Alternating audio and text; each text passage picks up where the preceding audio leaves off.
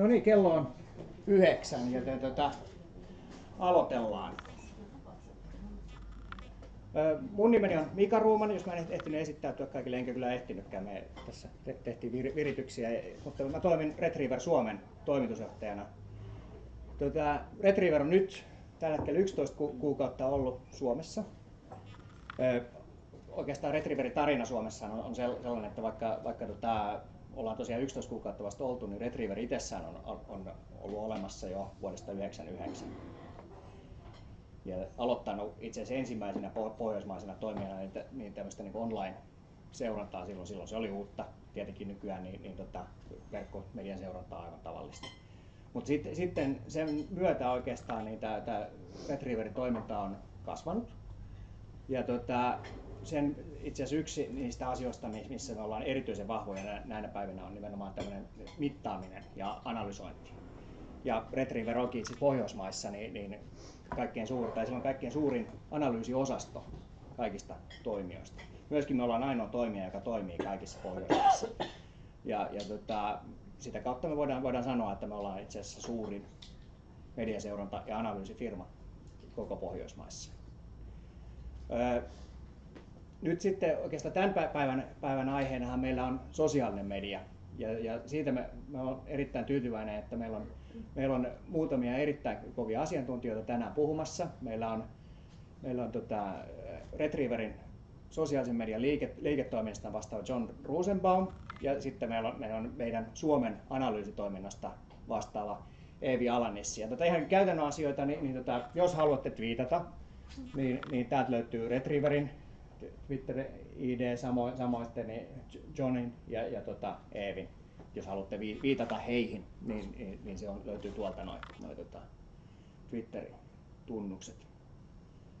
Mutta mä vaihdan nyt englanniksi, koska John pitää tämän puheenvuoronsa englanniksi. So without further ado, yeah. John, Right, please. thank you.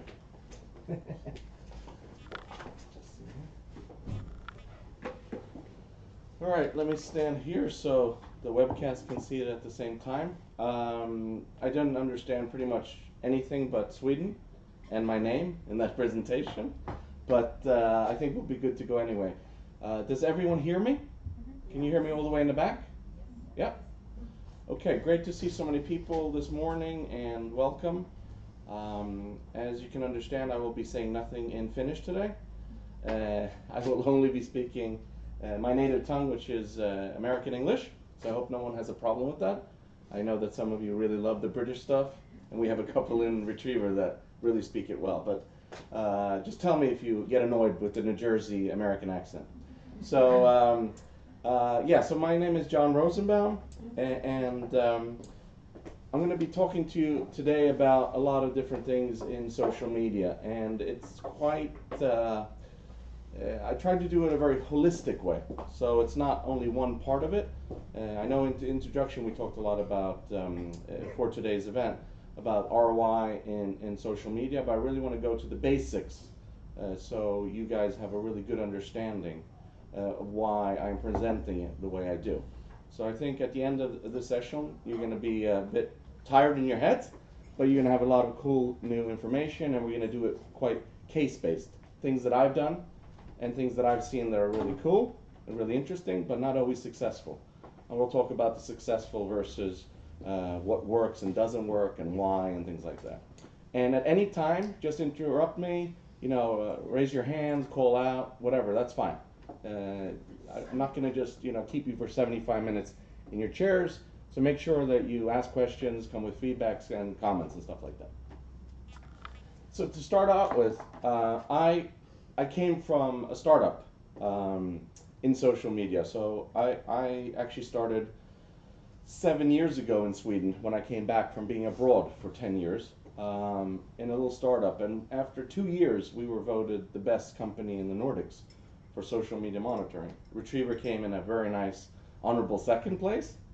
And that's where I started out. And I realized very quickly that we had a problem in our company, and that was that we only had social media. We had no benchmarks. We didn't have editorial media, we didn't have web media. So what we were really doing was comparing social media to nothing. We were just comparing social media to social media. And that was a big, big problem. And that was 6 years ago.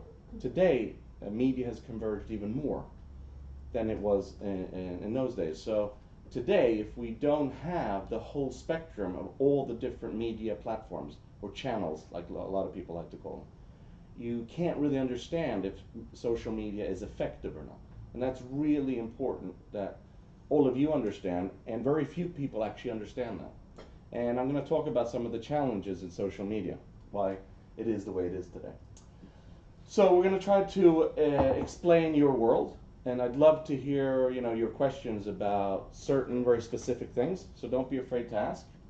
But the main thing for me is the relevance, resource, and expertise. That's sort of the core of what Retriever can offer you guys. And it comes down to, of course, the scope of the monitoring you do.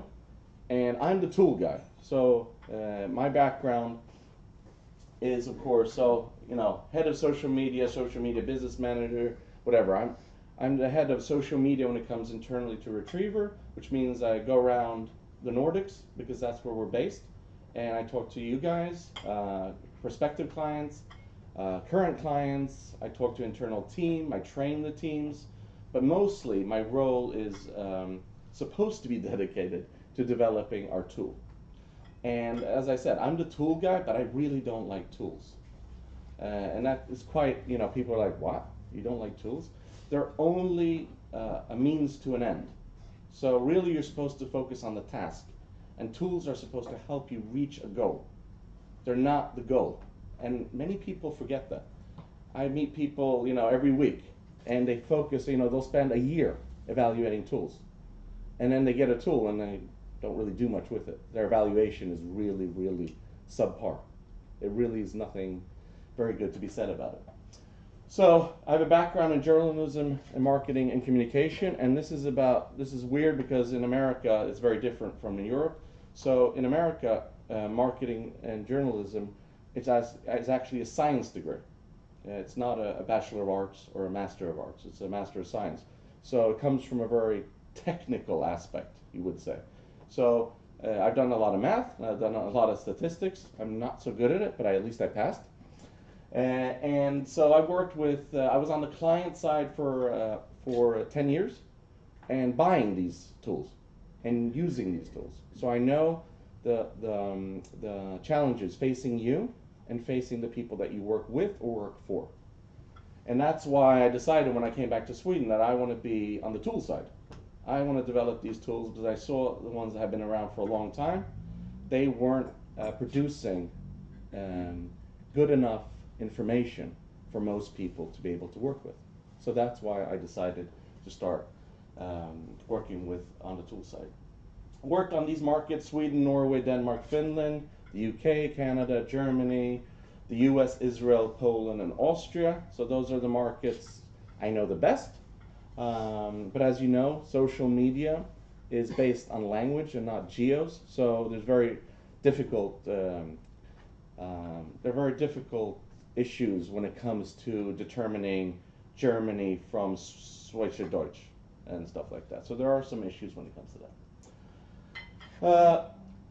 Enough of me. So this is our agenda today when it comes to me before Eevi takes over.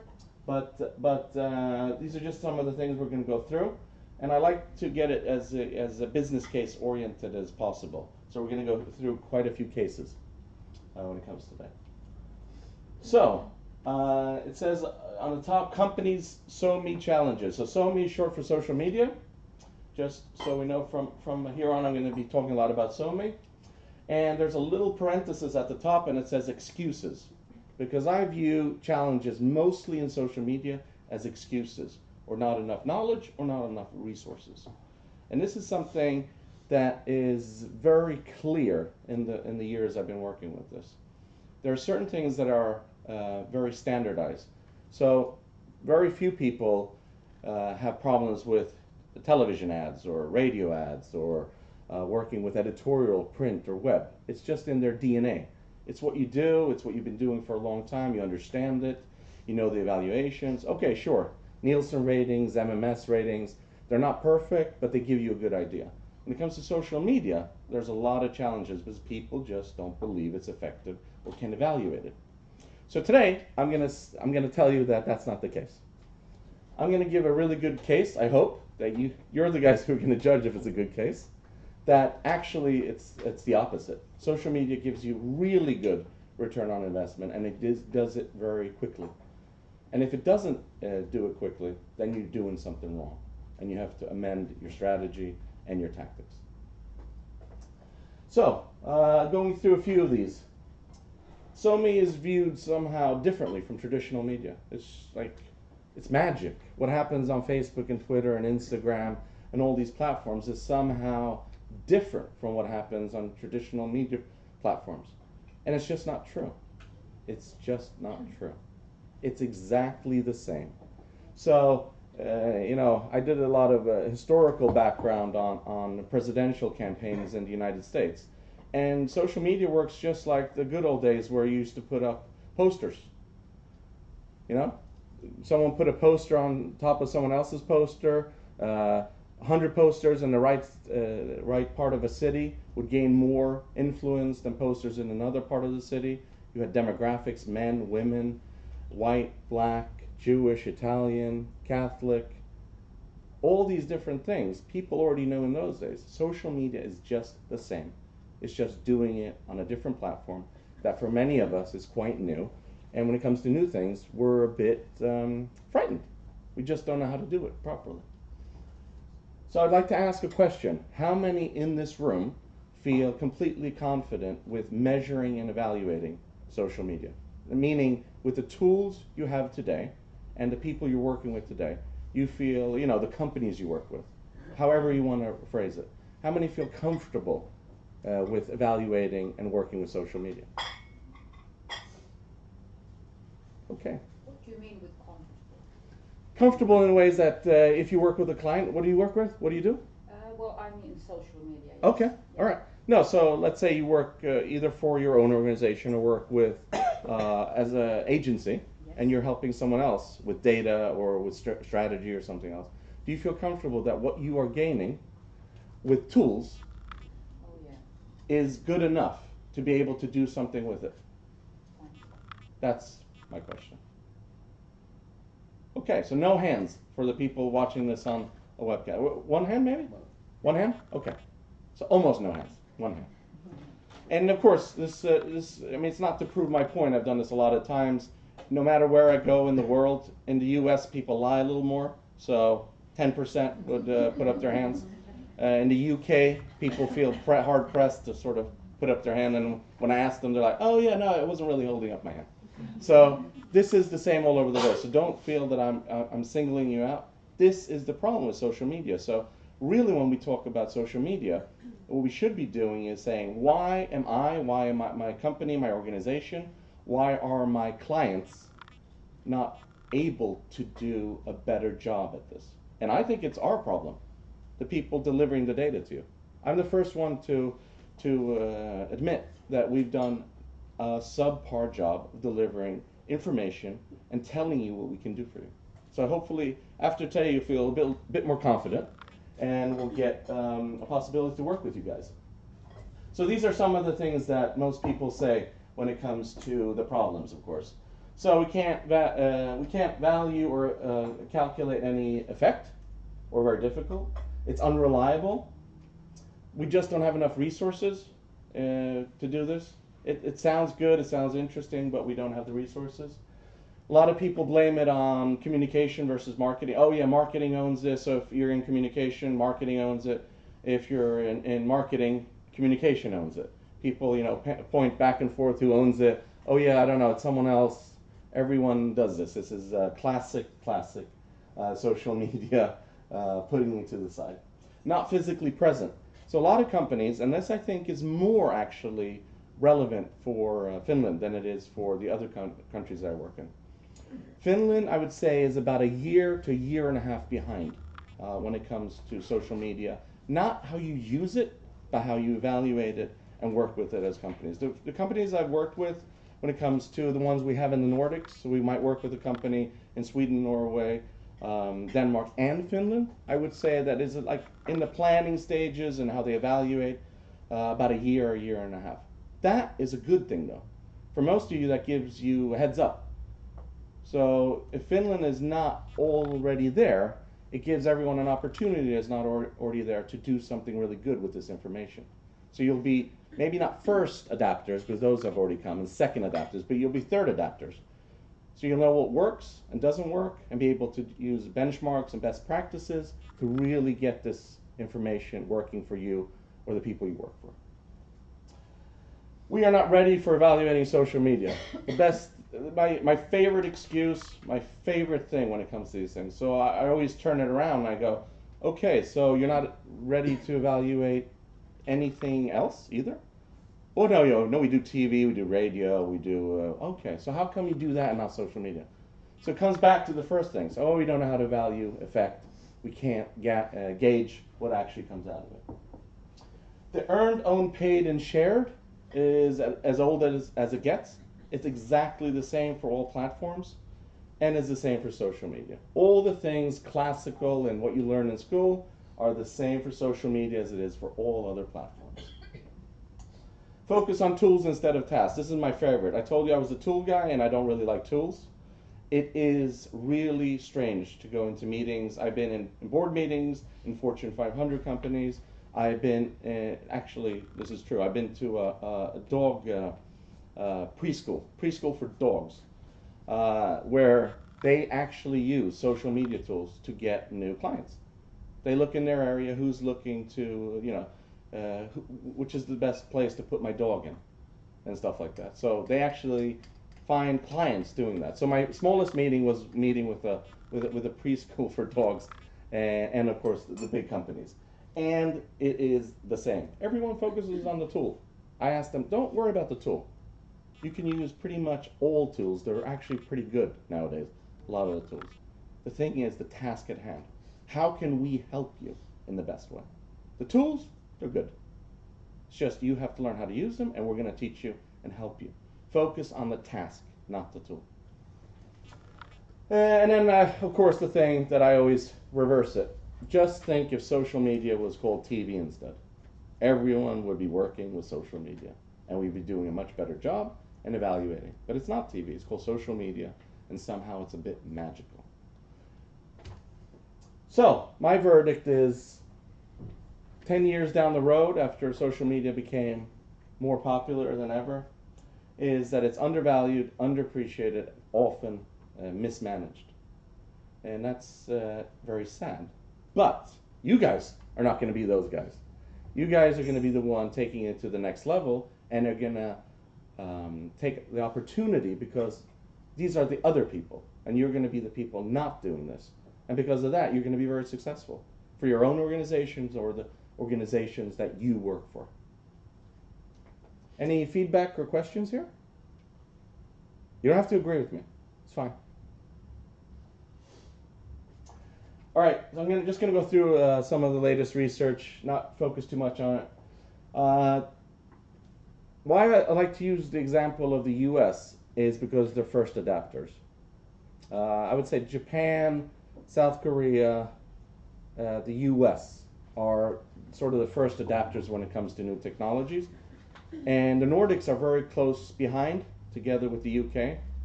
It doesn't mean that everyone is doing it, but when it comes to the high level end stuff, we're first adapters. So even in these countries, this is how bad it still looks. So 18% of all entrepreneurs in America don't have any social media presence at all. You know, companies like Tesla and very like innovative and very talked about, it took them a long time to get social media platforms. IBM didn't use social media for, I'm gonna say, 2010, something like that, 2011. So Facebook had been around for 7 years, something like that, before they started social media. And I'm not saying it's wrong. I'm just saying that a lot of companies have a problem with social media presence. 66% of these really cool companies that have a lot of money, that are very talked about, that have very cool products, they have a beginner. So either a person that doesn't make any money, which is, like a person straight out of school that's looking for their first hiring, or it's an intermediate social media manager, and they have one person. And we're talking about companies that are looking at sales of hundreds of millions of dollars. And this is really, for me, like a big wake-up call. But that's how it looks still in the United States. So the main objection, I just want to read that, and then we'll go to the next one.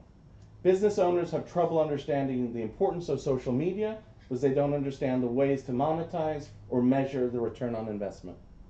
Or they previously invested a significant amount of time or money into the tactic and saw little to no return.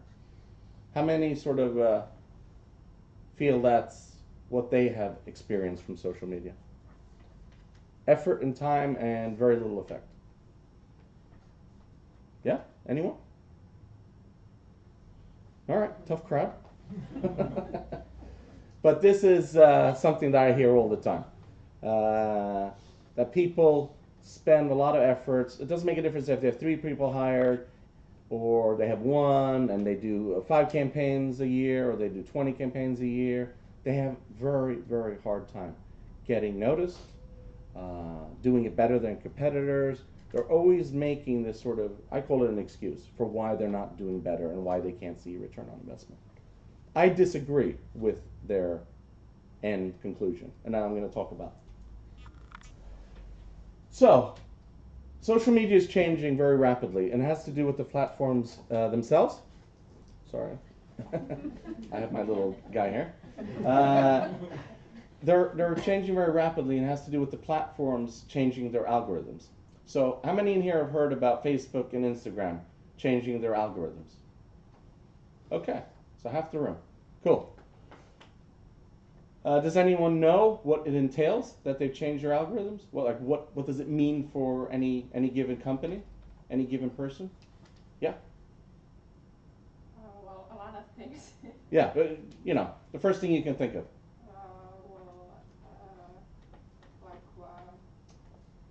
How much you have to get. Well, first of all, you have to pay to be noticed. First thing that comes to mind. Yeah, you have to pay to get noticed. It's true. Today, if you don't pay on Facebook, Facebook is special, but everyone's doing the same thing. So Facebook leads the world in amount of members or users or whatever you want to call them. Different people call them different things. So they have the most amount of exposure, Facebook. And since Facebook is leading this, everyone else is sort of copying them.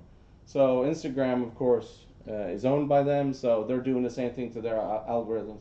But basically what it means is that too many people were at least this is Facebook's story, their version of it. For too long, people were saying, buy my stuff. Buy my stuff, this is us, we're the best, we're the leading company in our field, look at our new technology, buy this, look at us, here we are, woo! This is the way that marketing has been done, sadly, on social media. And because of that, and because of the incredible explosion of how many people are on the actual platform, there's too little room. There's just, I have, I don't know, 2,600 friends on Facebook. I mean, most of them I never see one single post from, because it's just an algorithm of who I'm clicking on becomes the person I see more of. The company I click on or comment on becomes the company I see more of. And that's just the way it is. The news, the kind of news I click on becomes the more kind of news I will see in the future. So Facebook has become, in many ways, just, what's your name, by the way? Laura. Okay. Just as she was saying here is that it's not only pay to play, which is the American term. To play on Facebook, you have to pay. But it's still really cheap. That's the good news. It's really, really cheap. But it is one of those things where companies are like, I can't get any value out of Facebook. Well, and then I go into these meetings, I'm like, when's the last time you spent any money on your campaign? We spent $300 last month. And I say, $300? How much did you spend on editorial? $50,000. Okay, how did that go? So. Okay, so $300 versus $50,000. And you're saying social media went really bad. And you're saying editorial went so-so. let's have a discussion. And that's where we get into the whole argument of social media's effect and value. It's very simple. Very, very simple. But saying that with all the algorithms, Twitter is changing that, all the platforms are changing their algorithms to mimic Facebook in some way or another. And which means basically the things you already like, you're going to like more because you're going to see that stuff more. And it's exactly the same for companies that is for private people. So does anyone want to guess what the percentages is of exposure for a company? So let's say a company has 100,000 followers on Facebook or Instagram. What's the percentage that are going to see a post on the average? And we're talking not sponsored, so not paid for, just organic. So a percentage. So you have 100,000 followers. Anyone want to take 7%? Anyone else? 1%. Almost. So it's 2%. So you made all this work. You did all the efforts to get the 100,000 followers with all the different things you did, and you get less than 2%. That's the average on Facebook. It's a bit higher for private accounts, but we're talking about company pages. To get it up to 15% when you have 100,000, that will cost you $250 on the average. $250 per post. So you have to, understand what industry you're in, how much your budget is, if it's worth it or not worth it. But for me, it's like, why are you even on Facebook if you don't have a budget of $250? Because you're not going to reach anyone. You have 100,000 people out there that are liking your product or your brand or whatever it is they like about you, and no one is seeing your stuff. That is the issue. It's not that your posts are not interesting.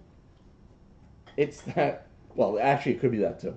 But mostly it's going to be they actually don't see what you're posting. They just don't see it.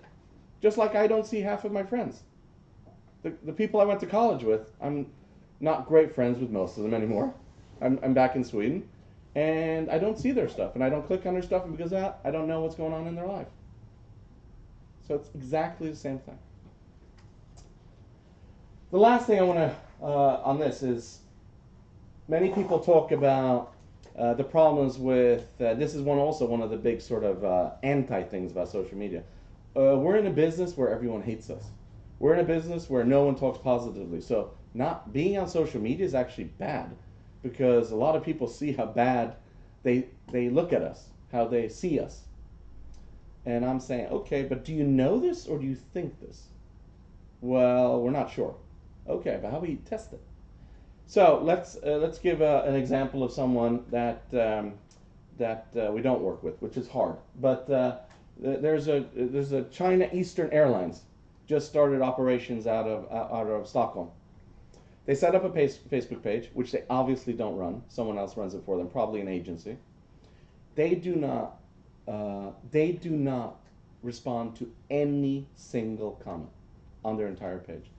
So nothing is done on their entire page. It's just gone wild. The whole page is just a big, like, you're delayed, you suck, give me my money back. And no one is interacting with these people. So it's become a thread about everything. People talk about everything on this page, because it's just, they have no administrator, and they actually have quite a few followers. Last time I checked, they had like 9,000 followers.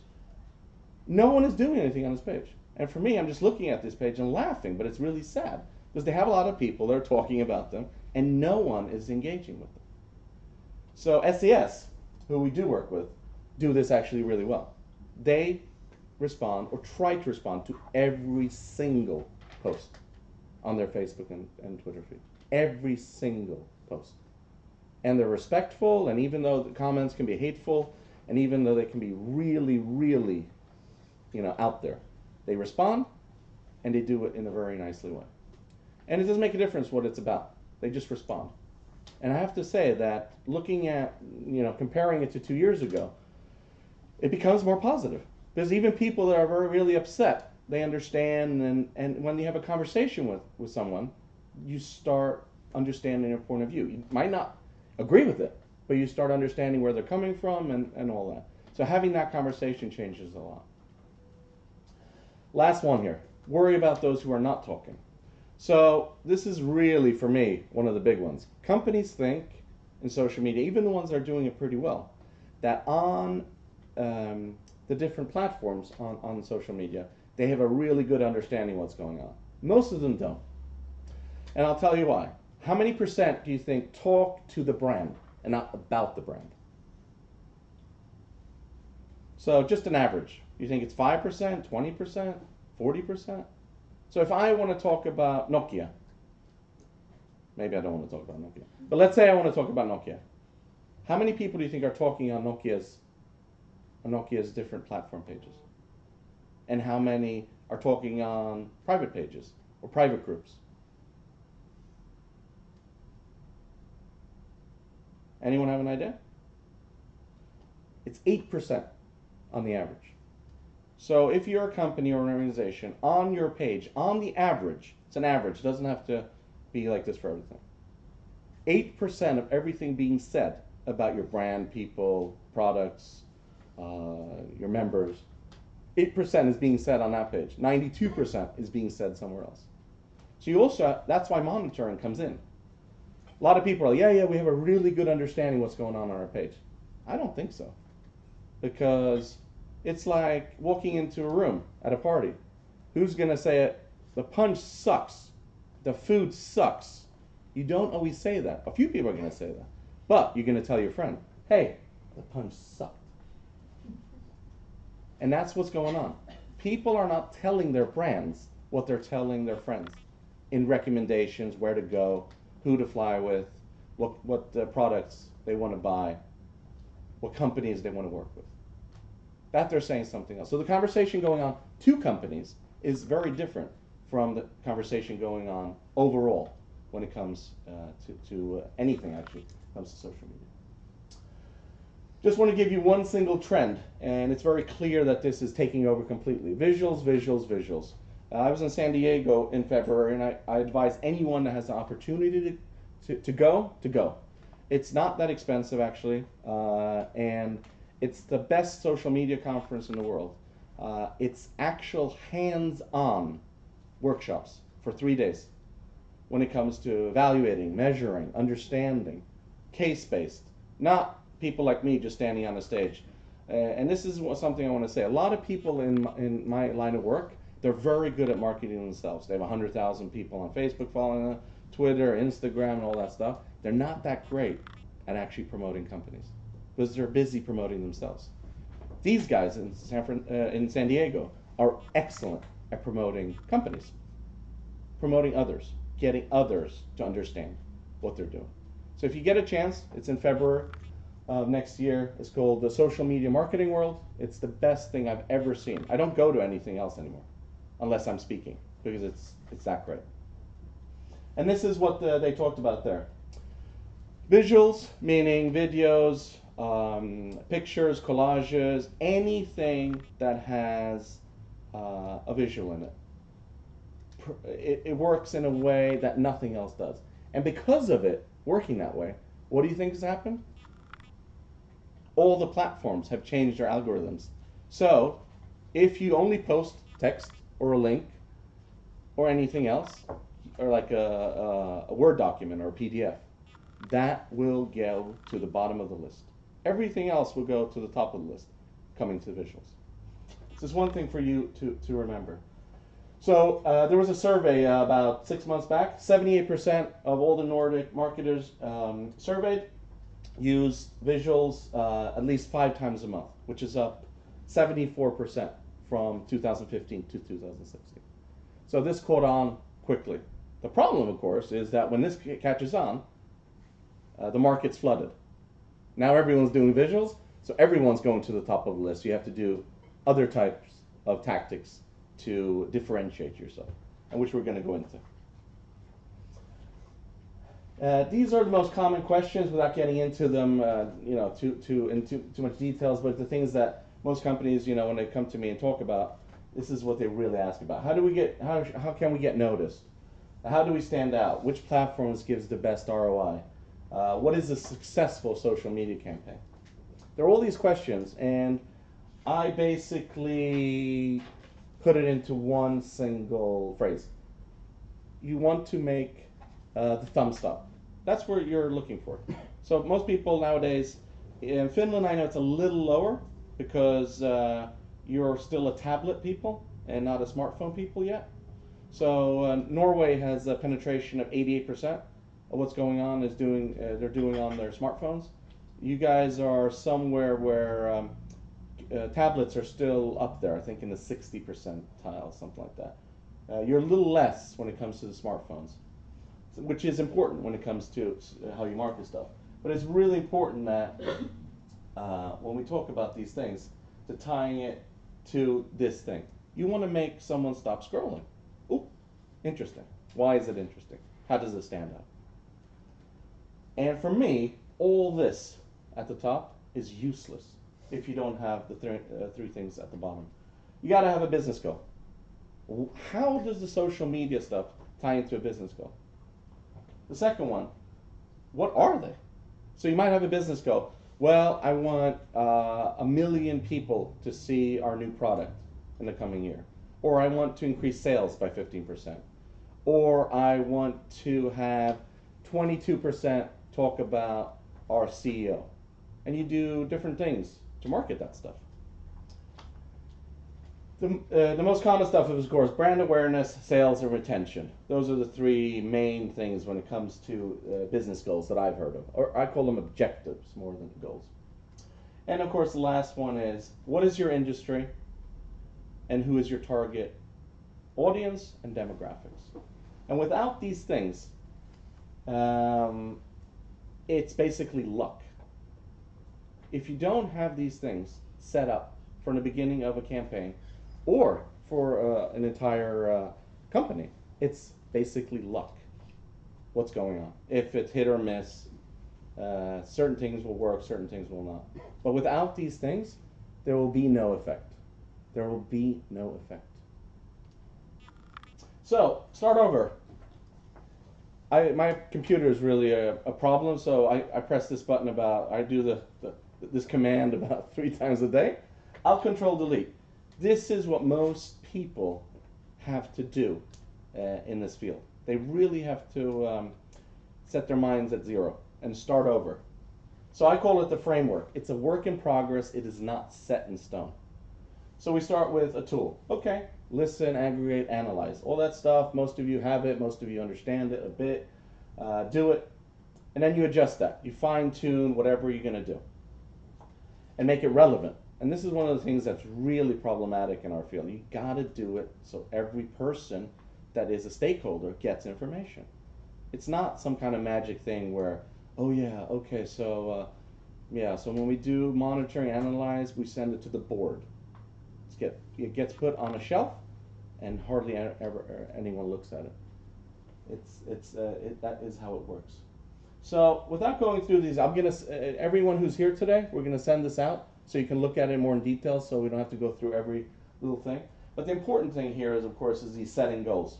You set goals after you actually look at the data.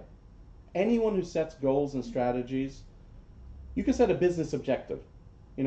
Well, we're not doing so well. We look at our competitors doing really well. Social media is just to help you do, of course, what is the overall objective of the company or organization. If it's to gather new members, whatever it is, those overall objectives should be tied into the social media strategy. That is basically all that matters when it comes to this. So when you're setting these goals, you have to set them in a reality.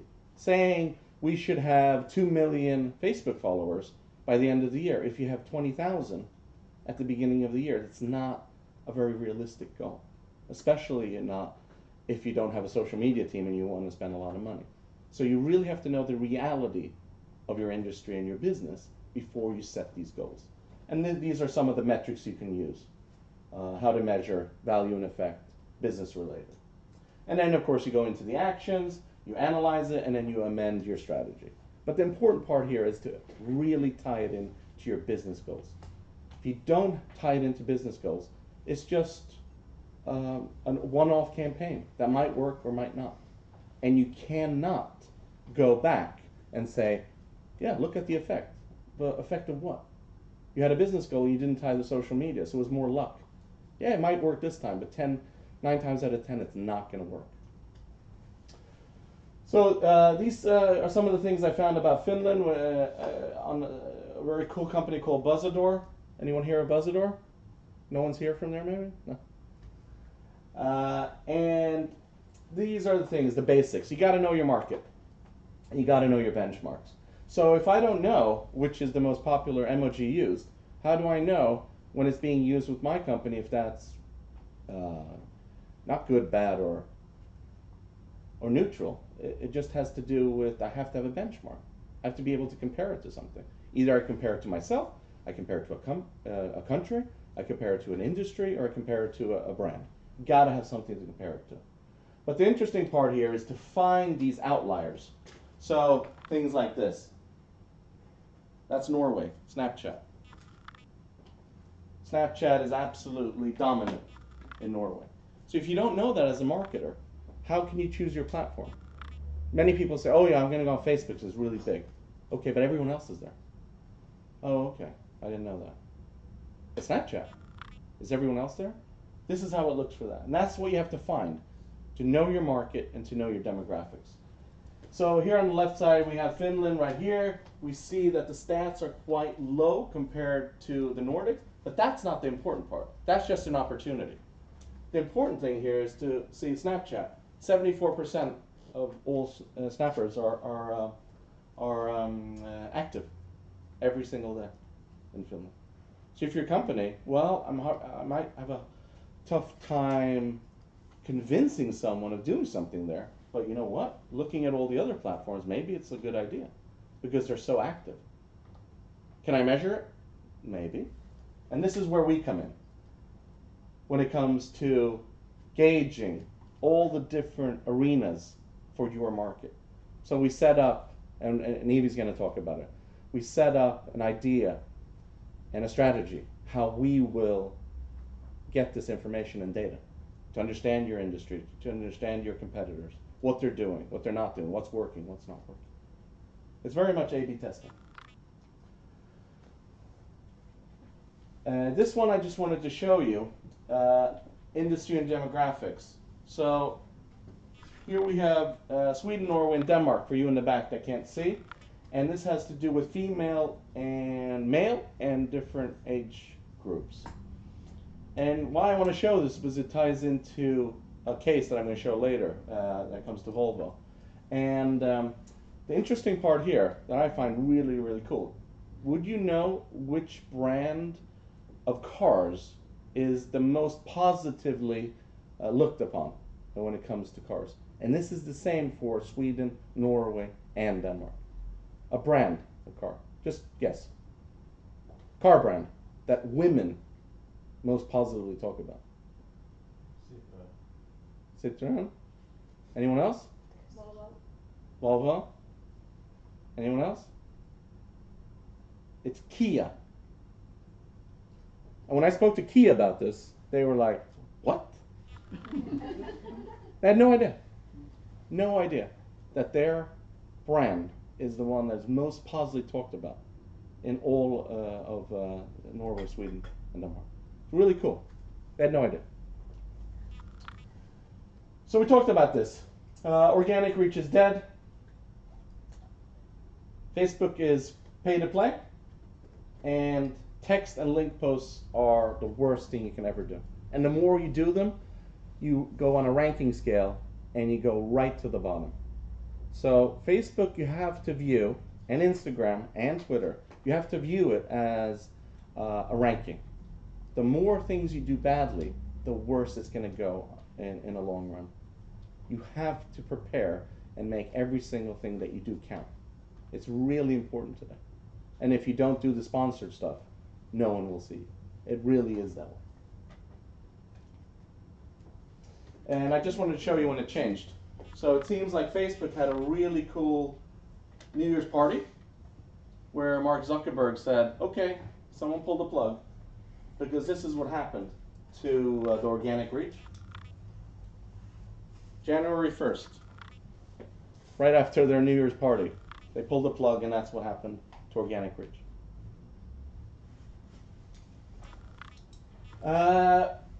this stuff I don't plan on going too much into. I just want to really briefly talk about it. People ask me all the time, so what's the best platform at the best times? This is what Eevi's going to talk a little about later. There really is no best time in general, but there is. I do this stuff all the time where I take out stats, and for our clients on the average, these are averages depending on what industry we work with, what kind of queries we're doing and stuff like that. But there are, of course, best and worst times to post. And of course, it's like anything else when it comes to doing this stuff. Ads on TV at 3 o'clock in the morning, expensive or cheap? Pretty cheap, right? Because no one's watching, or very few people are watching. The same is for social media. Why would you ever post something at 3 in the morning? Well, maybe you want to target firefighters that are up at night, or maybe you want to target the people working at night. Who are they? Taxi drivers, maybe people that work in hotels. There are people to target, so they shouldn't be, a non-existent. Just know that these best practices, of course, only work if you're targeting your right audience. So best practices are useless unless you understand who you're trying to market to or who you're talking to, like anything else. But people, they always ask me this: when's the best time to post? On what platform? Sorry, Yeah, just a yeah, question. Is yeah. this global statistics behind it? Or Yes, is this American? yes, this is global. Yeah. So, yeah. All right, here we get into some ROI stuff. We're not getting into the math of this unless you really want to, because that will take the rest of the time. But you'll see these kind of, I set up 9 problems and 9 solutions. But the main point is you have to know your problem to be able to understand what your solution is. Meaning, what formula can you set up? And I don't like formulas. I said I was a tool guy. I know a little statistics, a little math. But the important stuff here is to understand what you're trying to do. So when you're trying to show a value, an effect, you have to come up with the problem. What is my problem here? So if the problem is to understand if people are valuing your content, okay, then I know how to set it up. On Twitter, total tweets divided by total retweets gives me a retweets per tweet, sort of per capita. Very simple. And then we can just have that as a benchmark and see, does it improve or does it decrease in popularity? Very simple. And this you can do for every platform, and you can do it for many kinds of different ROI equations.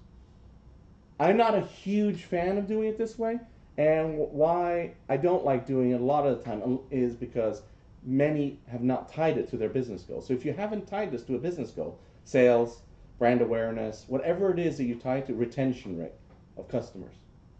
So if you haven't tied it to that, again, you're sort of, okay, so we did this on 24 tweets, but we didn't tie it to a business goal, so it's not saying anything. It's not giving us any money, it's not giving us any membership rates, it's not giving us any information that I can take to someone else. And this is vital in order for you guys to get higher budgets or a way for you to actually do this in the first place. So you got to start in the right direction. So using social media ROI is very important, but you got to phrase your problem in a way where you can get an answer. So I'm going to be happy to take all your emails and all your questions and feedback when it comes to these things. Just ask me when it comes to the different equations. I even set up some links for you guys to click, so you can go. There are about 5 platforms that I use, which give me really cool direct data that we can't do immediately in the Retriever platform, but that they do, that give us extra data. Most of these things we can do very well, but there are a few things that are, they have special deals with the companies. Okay, going into the cases, 25 minutes left, right? This is Volvo, the case Volvo. I can't say who ordered it, but someone wanted to know about Volvo and all the automobiles in Sweden, Norway, and Denmark. No one asked for Finland in this. That's why Finland's not included. I would say it's probably pretty similar, because you're going to see is quite simple. So, talking about the automobile industry, meaning cars and relatable words and search queries to cars. Female, male, 33 to 67%.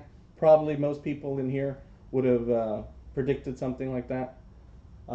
Age groups, biggest age group, 45 to 54, talking about cars. Maybe most people wouldn't predict that. That sort of that age group is the one talking most about these things on social media. Maybe they would think it was an age group a little younger. And we see the different countries. So here we have to, take into account how big the countries are. Sweden 10 million, Denmark 5.5, Norway something similar.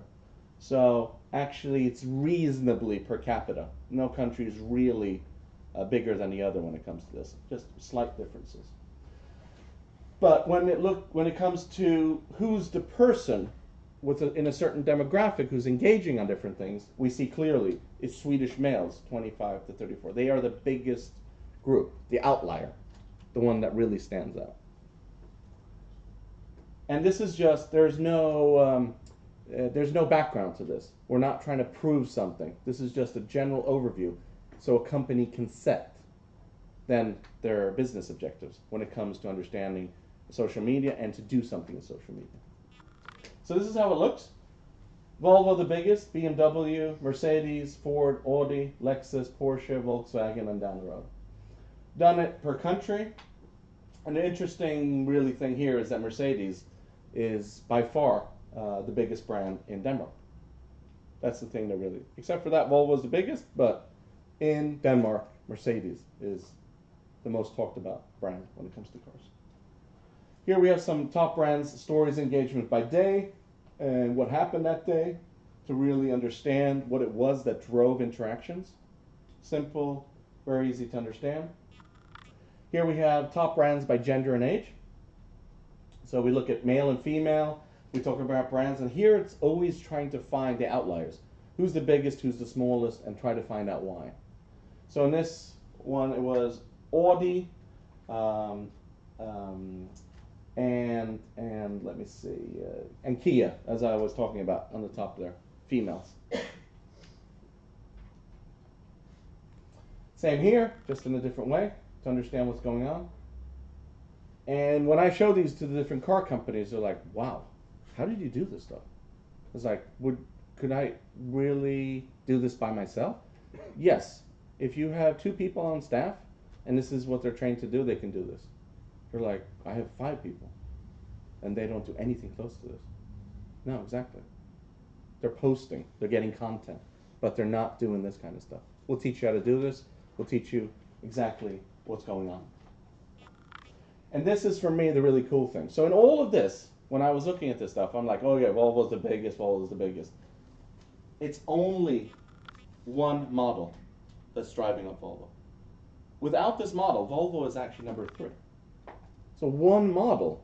So it wasn't the brand Volvo. It was one model of Volvo that was driving up all the stats. So this is kind of cool. So when you talk to one of their competitors, you're saying, no, it's just that model.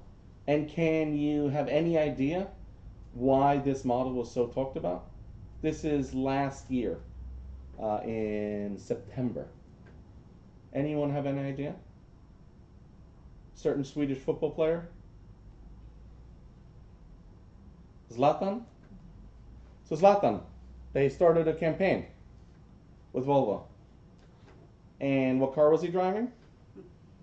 The V90. So one campaign is actually what drove Volvo's brand during the measured period. It wasn't Volvo the brand, it was basically Zlatan. So what we should have up there is V90 Zlatan in parentheses. So there we talk about a social media campaign that works, the campaign. But did they tie it to a business goal? I don't know, because I've talked to Volvo a couple of times about this and they're very, let's say, they're quite secretive when it comes to saying, did this really sell more cars? I am very skeptical, because in Sweden, they release the stats, their official stats, how many cars they sold, and it's a linear relationship, meaning that even though this campaign was this successful and brought their whole brand to a new level, the whole sales was very linear. So it was already on the way up when Zlatan's campaign came in. So I'm very skeptical that actually the campaign drove sales. But it could be. Yes? One question. Yes? What do you think about the trend, which is quite strong in Finland, that companies, they use employees as brand ambassadors? So that does it really affect, because it's quite, it's a big trend. Mm-hmm. And I think the companies also, they pay quite a lot of money to get extra guidance for that kind of social media appearance. Uh-huh. What do you think about that? I think it's actually very effective. IBM. When I was talking about the IBM didn't do social media, they didn't do any official social media. They decided that their employees would be their social media. So what happened was that they would have their own blogs. It didn't say IBM. It would be the whole I'm an IBMer. So that whole thing went into a culture. It was extremely successful. Like people would share stuff about IBM even though IBM had no social media presence. So it works very well. But then it has to be sort of still, you don't have to maybe tie it to a business goal. There it's brand awareness. Like I'm an IBMer, it became like this phrase that everyone just kind of knew. I'm sure that if you did it in the glory days of Nokia, it would also work very well. The issue is like, is it a top down or is it authentic? Because one of those things is like, it comes across like management is telling us to do this, or we just want to do it by ourselves because it's a really cool thing. But it is very effective in the industries I have seen. Yeah. But do you think that it's effective if you think about sharing, and people like the news? But sometimes I just feel that does it really affect on business? Yes, it does. And LinkedIn is a really good example of that. So LinkedIn, they have different kind of in their platforms that they have different kind of modules within LinkedIn. But I have to say the people that do this well, I know that they get a lot of leads, a lot of sales. So it depends what you're looking at, for area. For exposure just for the general public, no. So it's more or less with... it's business to business more B2B, yeah. than it is business to consumer. So I might, it becomes viral. So I might share, because I know someone that works in IBM, I might share their cool post about being an IBMer, but I'm not going to buy an IBM, or I wouldn't have bought a Lenovo or IBM computer because of that. But I like the whole social media stuff. But the business to business would for sure work. Yeah, great stuff. So that really has to do, with what company and industry we're talking about and what their goal with this stuff is. But no, it really works well, and of course on LinkedIn. And that's the thing. Having that kind of campaign on Instagram, I don't think that's going to work very well. But doing it on the right platform, because you understand your audience and demographics, is going to work. And I think it's very popular in Twitter. Yeah, Twitter Very as well. popular. I was going to say. You see people, in the morning they go to kindergarten, during the daytime they do business. Yeah. In the evening they go to their hobbies, and then you're just like following what's going on really. Yeah. So. Yeah, very good insight. No, I really think you're right. Yeah. Okay, Netflix. How many has a Netflix? Are Netflix subscribers in here? All right, more than half the room. They're happier around, but they didn't used to be so happy. 2011, Netflix decided to change their business model. So I was one of their first customers. Not like, one of their first 100, but I was one of their very first customers. So I remember when they actually used to send you a DVD. So they used to send you a DVD, and then you would send it back. And this is mine. And they decided to change their business model. And on social media, people went nuts. And we're talking 2011. So in most countries, this is not that, social media is still small, relatively small. And for this time, 83,000 comments were sent to the official Netflix channels. 83,000 reactions saying, it's horrible, this is the worst, I'm going to leave you, I'm not going to continue being a subscriber, etc., etc., etc. They didn't listen. So they went out with a press announcement and didn't do it for a couple of weeks. They were saying they were going to do it. They got these reactions and did it anyway. This was the result. Netflix stock plummeted, was down to 80% of the value at one point. 800,000 subscribers left the company, and they were basically almost out of business within a couple of weeks. And they didn't listen. They had, remember the first slide I showed you, the social media challenges? They had a very bad attitude about social media. It's just a place where people talk about things. It's just a place where this magic sort of things. They're not really threatening to leave us. They're angry. They'll get over it. They didn't get over it. These people, their clients, their customers, almost bankrupted the company. And today, no one remembers this. But this was something that really, really could have been avoided, because the social media gave them immediate feedback of what was going on, what was going to happen. They got every single warning, and still they didn't do it. I'm not saying companies should be, in a stranglehold of their clients to not make changes, but this is how badly it can go when you don't listen. So what happened? They changed back. 2 months later, everything was back to the old model. They put this model on hold and have never gone back.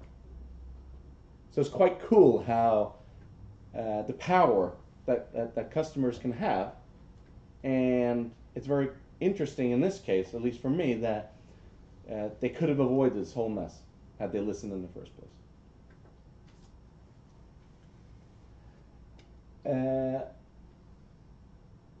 I'm going to send you this instead because it's a very long video, but this is something that I did on, I was at my old company and we got a request from this company called WestJet. And I was not involved in the actual campaign, but we talked about it for a long time with one of their agencies. It's a really cool clip. They did not, so what they did was they did a Christmas, it's 6 minutes long, so that's why I don't want to show it to you, but you can watch it on your own. You're going to start crying anyway. It's a really cool, inspirational thing of how delivering people home on Christmas and people on the flight asking Santa for Christmas gifts, and then WestJet giving them Christmas gifts when they arrive in baggage claim. Their gifts arrive instead of their suitcases. All these gifts start arriving. It's a really cool thing that they did not do on social media. Other people spread it on social media for them. So that's a good example of not tying it to business goals, but you just get huge exposure anyway. And they spend a lot of money for one single thing. This was just you can call it one post. And they did all this. So you can watch it and stuff. This is something I really want to talk about though. And this is measuring something that is quite difficult. So this is Sweden Rock Festival, which is the biggest rock festival, I think, actually in Northern Europe. Might actually be even in Europe right now. And it's about, so the top one is the digital reactions prior to the festival. Meaning how many tickets were sold and how many people interacted in some way with the festival. 73, so it's 73%. So for every ticket sold, 0.7 were returned in some kind of reaction. A comment, a share, a like, in some way. So that festival at the top is called, it's a small festival in Sweden, is at the top. And then when you go down, this is on site. So all the people that were at the festival, how many of them interacted in some way? So Sweden Rock is who hired us. You see at the bottom, 3% of their audience interacted. So does anyone have an idea what could make, when someone has 66% at the top, why would they have 3%? Does anyone have an idea? This is a rock festival. Anyone have sort of an idea of what could be going on there? That they're not doing anything on their smartphones, they're not doing anything to interact with the festival itself? All right, our findings were very cool. It's their demographics. It's people that are in their mid-40s who are leaving their kids at home with grandma and grandpa. They're going away to drink beer and listen to music and have a good time. They are not posting on any social media platform. But this they thought was a bad thing. And I was like, you know what? Let's measure this with your beer sales. And it was very cool. For every percent that they went up in social media, their beer sales went down. It's very tied to their business. The more people are spending on their phones, they're not drinking beer. They're not buying their stuff. They're not listening to the music. So for a festival, on site, it's actually good for business that they're not talking about that stuff. And they're like, wow, we didn't think about that. Yeah, tying it to your business goals. You want to sell beer? You want to sell hamburgers? You want to sell hot dogs? You don't want people talking on social media. So for them, it's good. Yeah. All right, last case. The most successful social media campaign ever, by far. Chase Manhattan Bank, now only referred to as Chase. They were part of the big bailout in America. They were one of the banks that are basically bankrupt in the big crisis of 2008. They decided in 2009 to start. The background is they're one of the world's most hated brands. Generally speaking, transportation, telecom, and banks and government agencies are just no love. People just don't like them. No one wakes up in the morning like, thank God Nordea is my bank. I love them dearly. It just doesn't work that way. And the same comes to, of course, transportation. No one says, thank you, Finnair, for getting me there on time. It just happens very rarely. But you really complain when they're 8 minutes late. And that's the nature of social media. You just have to own your industry and understand where you are. And that's what Chase did. They own their industry. They know everyone hates us. We're one of the most hated brands around. People hate us. They just do business with us because they have to. They need their mortgages. They need their business loans. They need money. That's why they work with us. So that was the challenge.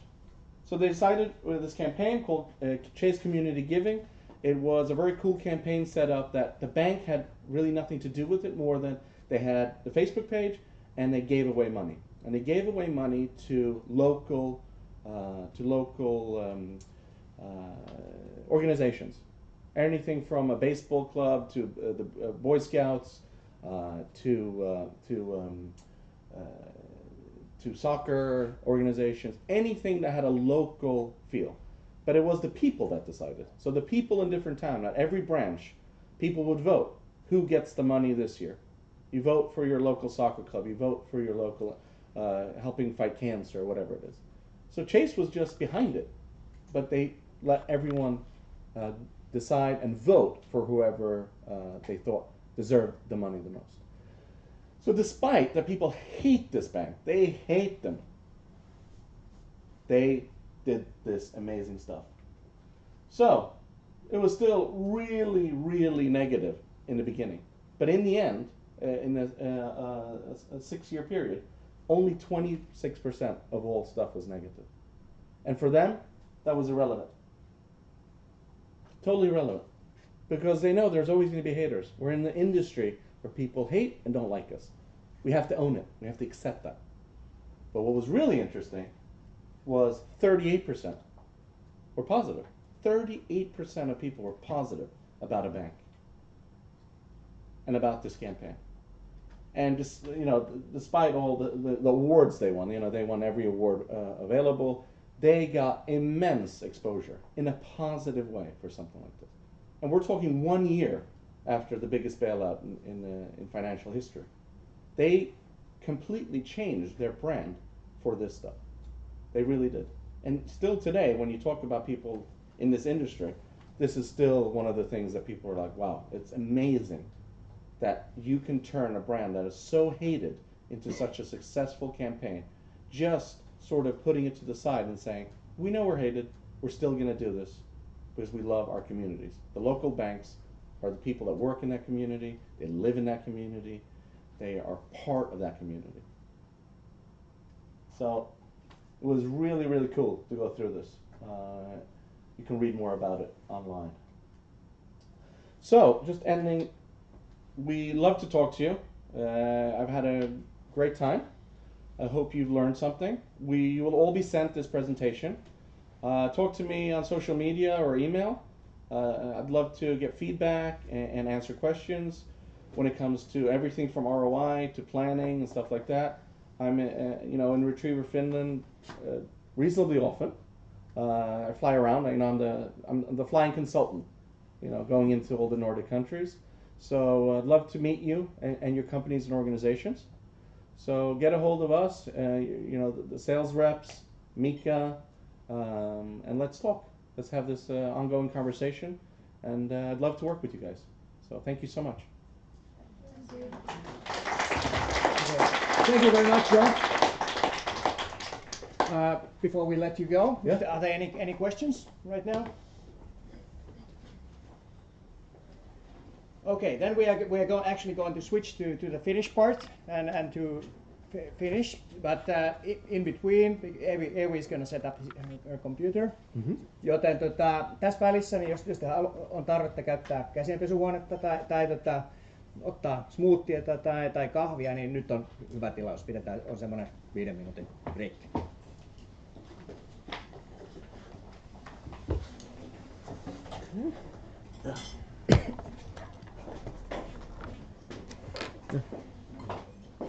Really? So are you heading out now, or are you sticking around? No, I'm sticking around. Yeah. I don't know, maybe.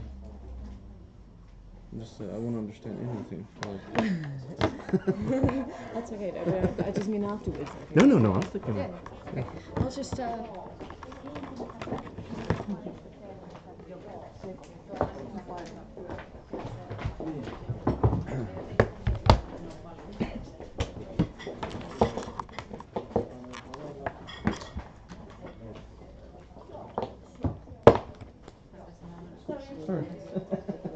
My butt. Yes, there is the famous Finnish song that they sang, I think, to Eurovision here. Batteria against butt. Oh yeah, I remember that.